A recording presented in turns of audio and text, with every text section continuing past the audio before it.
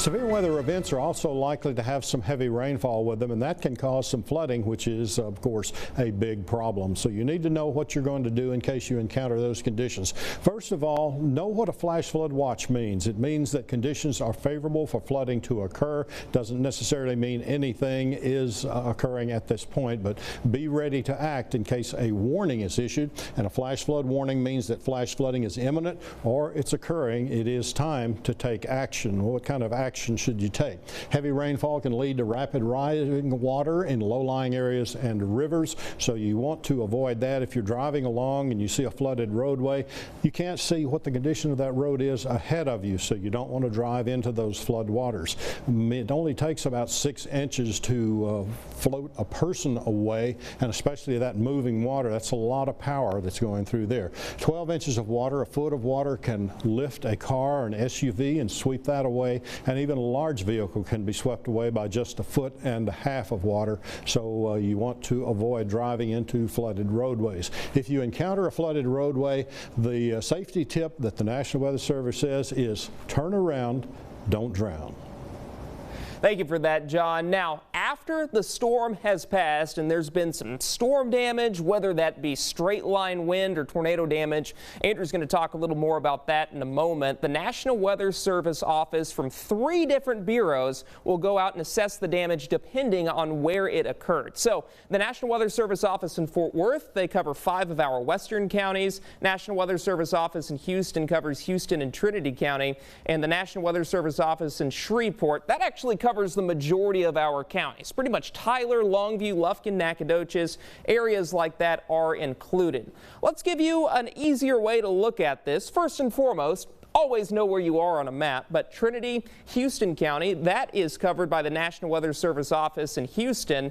And then for our far western counties, that is covered by the National Weather Service office in Fort Worth. So pretty much from Anderson County, that does include the city of Palestine, into Henderson, Van Zant, Rains, and Hopkins County. They're covered by Fort Worth. And then the majority of our area is actually covered by the National Weather Service office in Shreveport, and that does include Smith, Cherokee, Wood, Franklin, and all the counties pointing off to the east. So the post-storm, the National Weather Service, as I mentioned before, will go out after the storm has struck and assess the damage that the storm has caused. The National Weather Service determines if the damage is straight line wind or a tornado event, and that all varies with the kind of damage that has been reported.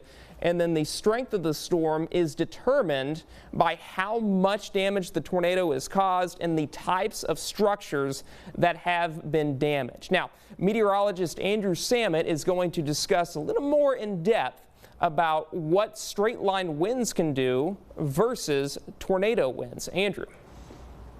All right, Carson. So there are some differences here on, like what Carson just mentioned, between tornadoes and straight line winds. Let's talk about tornadoes first. Again, wind will flow into a tornado, and as opposed to straight line winds where the wind flows outward, which we'll talk about in a bit. Debris will lie at angles out there, so that's another telltale sign that it is a tornado instead of straight line wind. And then the National Weather Service can also discover whether or not there have been strong pressure changes as well within the damage. And again, the tornado damage that is caused is typically more localized than straight line wind damage as well. Again, there you can see some tornado damage images there on your screen, knocking down trees, again, all at different angles to tell that it is a tornado. Now, for straight line winds, on the other hand, it's, as its name implies, the winds blow straight out and the damage falls likewise. Again, so that is one of the telltale signs. Tornadoes, wind damage is at an angle. Straight line winds, the tornado damage is along one path for us, which indicates that the wind just blew in one direction, with the wind flowing out of the storm and that debris lying in the straight lines. Now, keep in mind that straight line winds can still cause just as much damage for us than as tornadoes can. So take severe thunderstorm warning seriously as well. Same things, knocks down trees, power lines, and things like that.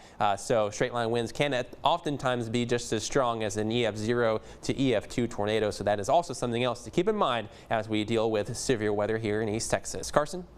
Thank you for that, Andrew. Very good description of straight line wind versus tornado damage. Now, severe storm season can be scary. After the break, we answer questions you have asked us on social media. We'll be right back.